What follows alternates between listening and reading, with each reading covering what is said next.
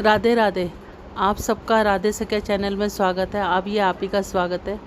और अब जो माँ दुर्गा की नवरात्रे चल रहे हैं, एक बार माँ दुर्गा की जोर से जयकारा लगाओ, जय माता दी। अब ये तीसरा नवरात्रा है। तीसरे दिन माँ चंद्रघंटा की पूजा की जाती है। इस बार एक नवरात्रा कम होने की वजह से हम तीसरा और चौथा दोनों नवरात्रों का एक दिन में ही जानेंगे। तीसरा दिन में माँ चंद्रघंटा की पूजा की जाती है।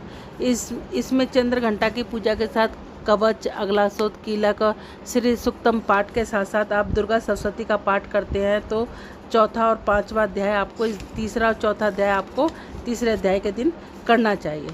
एक बार जोर से बोल लीजिए, अम्बे मात की जय। चंद्रघंटा माँ दुर्गा की तीसरी शक्ति का नाम चंद्रघंटा है। नवरात्र उपासना में तीसरे दिन इन्हीं के विग्रह की पूजा आराधना की जाती है। इनका स्वरूप परम शक्तिदायक और कल्याणी है।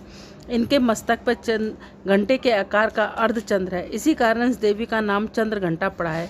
इनके शरीर का रंग स्वर्ण के समान चमकीला और वाहन सिंह है।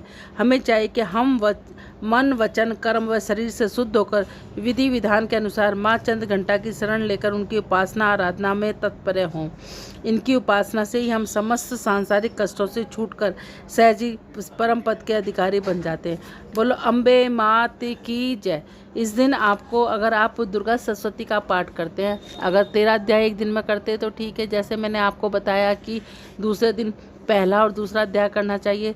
अब तीसरे दिन महिषासुर वध तीसरा अध्याय और चौथा अध्याय देवताओं के द्वारा देवी स्तुति करनी चाहिए।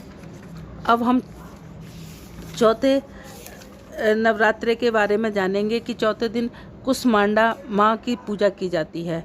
माता दुर्गा के चौथे स्वरूप का नाम कुसमांडा है। अपनी मंद हंसी, हल्की हंसी द्वारा ब्रह्मांड को उत्पन्न करने के कारण इनका नाम कुसमांडा पड़ा। नवरात्रों में चौथे दिन कुसमांडा देवी के स्वरूप की उपासना की जाती है। इस दिन साधक का मन अनहाज चक्र में स्थित रहता है। यह अतः पवित्र मन से पूजा उपासना के कार्य में लगाना चाहिए।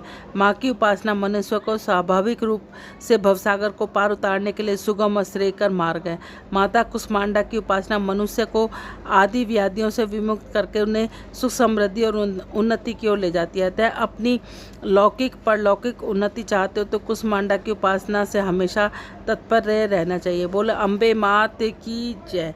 अब इसके साथ आप अगर दुर्गा सप्तशती का पाठ करते हो तो देवी की स्तुति, अंबिका के रूपों की प्रशंसा की जाती है। पांचवा अध्याय और छठा अध्याय आपको इसके साथ करना चाहिए, जिसमें ध्रुम और लोचन का वध किया गया है दुर्गा सप्तशती में।